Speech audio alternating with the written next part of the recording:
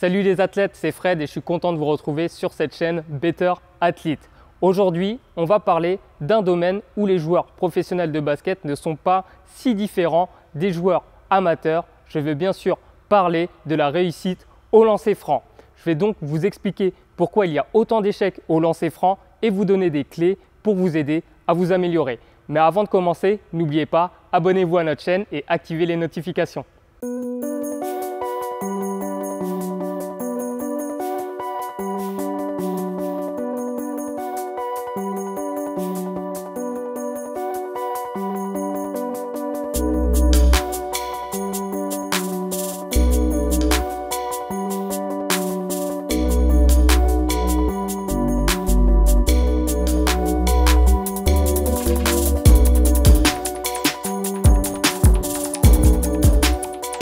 Aussi simple qu'il puisse paraître, le lancer franc qui est un tir sans adversaire à 4,60 m face au cercle est souvent le talon d'Achille de joueurs professionnels aguerris et pourtant ce ne sont pas forcément des mauvais shooters dans le jeu. L'exemple le plus criant, c'est tout simplement l'ancien ailier des Spurs, Bruce Bowen, qui tournait lors de la saison 2002-2003 à 44% à 3 points et seulement 40% au lancer franc. Dans cette première partie, je vais donc vous expliquer pourquoi il y a autant d'échecs en 3 points. Le lancer franc, c'est un peu comme le penalty dans le foot. C'est une façon de marquer qui est censée être facile parce qu'on est seul, on est sans opposition. Et quand on rate ce genre de tir, forcément, on va se poser des questions, on va surinterpréter ces échecs. On va se dire, on est nul, tout simplement parce qu'on rate un tir qui est facile. Il y a plein de choses comme ça qui se passent dans la tête. Et au fur et à mesure, on va développer cette peur de l'échec, cette peur de ridicule, de rater un panier facile. Finalement, des joueurs comme Bruce Bowen, ils ont sans doute raté autant de tirs parce que justement, ils n'étaient pas préparés mentalement et psychologiquement à affronter ce genre de choses et ils surinterprétaient sans doute un peu trop leur échec. Pour le deuxième point, je vais vous raconter une anecdote. Vous savez, Ray Allen est venu à Paris en 2016 et j'ai eu la chance de le rencontrer et de lui poser des questions sur le lancer franc. Et vous savez comment il appelait cette ligne de lancer franc? La ligne de frustration. Pourquoi? Parce que tout simplement, un lancer franc est consécutif à un contact physique. Ray Allen il me disait ça. Quand il recevait un contact physique, parfois il avait mal parce que le choc était dur, parfois il était essoufflé, il était souvent énervé, frustré. Donc c'est des choses qu'il faut prendre en considération quand on le travaille à l'entraînement, mais aussi en match. Et c'est aussi pour ça que de nombreux joueurs ratent des lancers francs parce qu'ils sont encore dans l'émotion, dans la frustration, dans la colère. Ils n'arrivent pas à faire le vide, à se reconcentrer pour tirer. Donc c'est une chose que vous devez travailler. Le troisième point, c'est le fait qu'un lancer franc est un tir sans rythme. C'est particulier parce que dans le jeu, au basket, on ne va jamais prendre un tir sans rythme. Même un catch and shoot, finalement, on est en rythme. Sur tous les autres types de tirs dans le basket, on est en rythme. Sortie de dribble, catch and shoot, tout ça, c'est des tirs avec du rythme. Le lancer franc, c'est un tir, on va se retrouver figé face au cercle. Et donc là, il faut trouver son propre rythme. Donc si on n'a pas l'habitude de travailler ça à l'entraînement, forcément, on va rater pas mal de tirs. Donc c'est un point vraiment spécifique à travailler.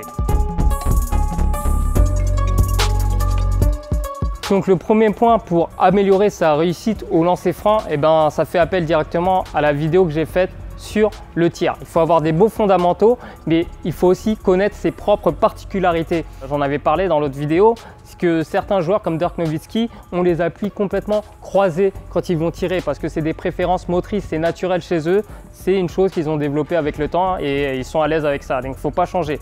Des joueurs comme Klay Thompson, il va se décaler légèrement pour avoir l'épaule droite complètement alignée face au cercle. Il y a des joueurs comme Nick Van Exel qui vont se reculer en fait d'un mètre parce qu'ils ont un range, donc ils sont plus confortables en tirant de plus loin. Il faut parfois s'inspirer des autres et de savoir ce qui marche bien avec soi. Donc par exemple, est-ce que vous êtes à l'aise quand vous allez fléchir vos jambes ou pas? Est-ce que vous allez être à l'aise quand vous allez dribbler avant de tirer ou pas? Est-ce que vous allez être à l'aise en tirant de plus loin ou en tirant en suspension parce que c'est pas interdit tant que vous ne franchissez pas la ligne? Donc essayez de trouver ces petites choses qui peuvent améliorer votre tir au lancer franc.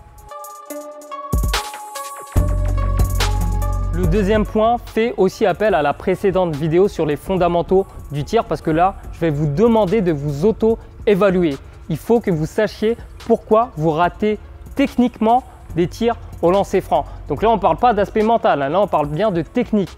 Donc si vous ratez parce que vous êtes trop court, c'est que vous manquez de force dans votre tir. Donc peut-être que vous ne fléchissez pas assez vos jambes quand vous tirez ou peut-être que le momentum n'est pas bon. Je vous ai dit, c'est très important d'avoir le bon momentum pour pouvoir bien générer la puissance qui provient du sol. Ou peut-être que vous misez trop un peu sur vos bras et que vous ne fléchissez pas du tout vos jambes. Donc ça, c'est à corriger aussi. Au contraire, si vous tirez et que vous êtes trop long, c'est que là, vous avez mis soit trop de vitesse à votre ballon, soit trop de force. Donc là, il va falloir ralentir votre geste, modifier certaines choses. On va dire que si c'est trop court ou trop long, c'est facile à corriger. Par contre, si vous shootez et que la balle est trop à droite ou trop à gauche, là, c'est carrément des bases à revoir. Donc alignement du coude, du poignet, toutes les petites choses qu'on a vues dans la précédente vidéo. Donc c'est important de savoir pourquoi on rate ses tirs. Le troisième point, c'est tout simplement l'importance de la respiration et plus globalement du relâchement. Comme je vous l'ai expliqué tout à l'heure avec l'anecdote de Ray Allen, quand on se retrouve au lancer franc, on est souvent frustré, fatigué, on a un rythme cardiaque élevé. Donc pour le réduire, ce qui va être important, c'est de respirer, de prendre son temps pour respirer. Et comment vous allez faire? C'est simple, vous allez inspirer lentement, donc inspirez l'air entre 5 et 10 secondes. Sentez l'air qui va gonfler à l'intérieur de vos poumons.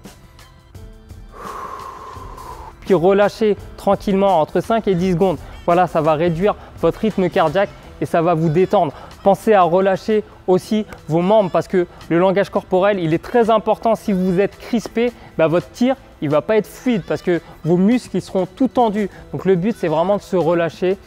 Respirer. Et un autre conseil, vous pouvez éventuellement utiliser la visualisation. C'est un outil qu'on utilise beaucoup en préparation mentale. Donc la visualisation, c'est tout simplement fermer les yeux et s'imaginer marquer avant de tirer. Ça va vous mettre dans un état de confiance. Vous allez ressentir les bénéfices de marquer. Donc quand vous allez être au lancer franc, vous allez être détendu. Essayez ces petites techniques. Donc pensez à vous relâcher, à bien respirer et pourquoi pas faire de la visualisation.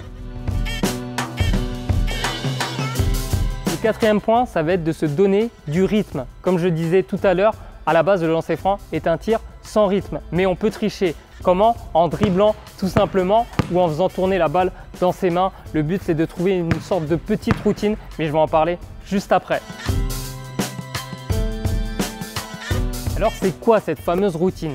Sachez que ce n'est pas forcément un tox, ce n'est pas forcément une superstition, c'est tout simplement un moyen, une manière de se reconcentrer, de se refocaliser sur le moment présent. Et c'est Rip Hamilton qui me racontait ça. Donc je l'ai rencontré en 2018. Il me racontait cette anecdote. C'est son coach en 4e qui lui a donné sa routine. Son coach lui disait dribble 2 fois devant toi, 1 fois sur le côté et ensuite fléchis pour tirer. S'il faisait ça, c'était à chaque fois pour se remémorer ses fondamentaux techniques. Il l'a fait pendant toute sa carrière en NBA. Et il me disait qu'en faisant ça, il se reconcentrait vraiment sur ses bases de tir, sur ses fondamentaux. Il oubliait le public, il oubliait la pression du score. Donc ça lui permettait de se recentrer sur ce qui était important, sa technique. Je vais finir cette vidéo en vous racontant une anecdote personnelle. Quand j'étais plus jeune, je tournais aux alentours de 60% au lancer franc, et ce qui était trop peu pour un meneur de jeu. Ça m'énervait en fait, ça me frustrait. Et du coup, j'ai vraiment cherché à améliorer mon lancer franc.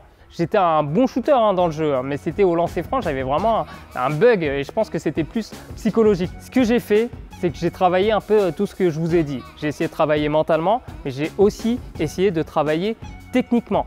Donc, je me suis créé ma propre routine. Ce que j'ai fait, c'est que pendant plusieurs mois, je venais 1 heure avant les séances d'entraînement et j'essayais de créer ma propre routine. J'en ai testé plusieurs jusqu'à que je trouve ma routine. Et aujourd'hui, ma routine, elle est simple. Je me retrouve face au cercle. Donc moi, je me décale légèrement pour que mon épaule droite elle soit vraiment alignée avec le centre du cercle. Ce que je fais, je prends une bonne respiration avant de tirer, donc comme je vous l'expliquais.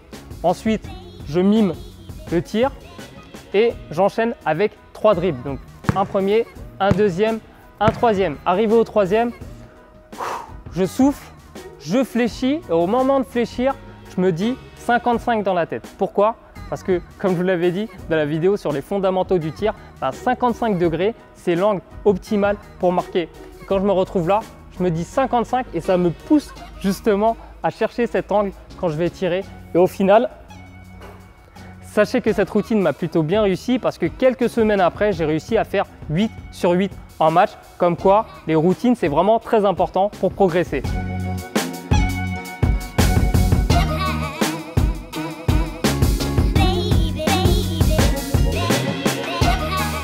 Voilà, vous savez tout sur le lancer franc, vous savez pourquoi il y a autant d'échecs et vous savez désormais comment vous améliorer dans cette phase de jeu. Et en plus, je vous prépare une autre vidéo la semaine prochaine sur un entraînement spécifique pour travailler le lancer franc. Mais en attendant, si vous avez aimé cette vidéo, likez, partagez et surtout abonnez-vous à Better Athlete et activez les notifications. À la semaine prochaine.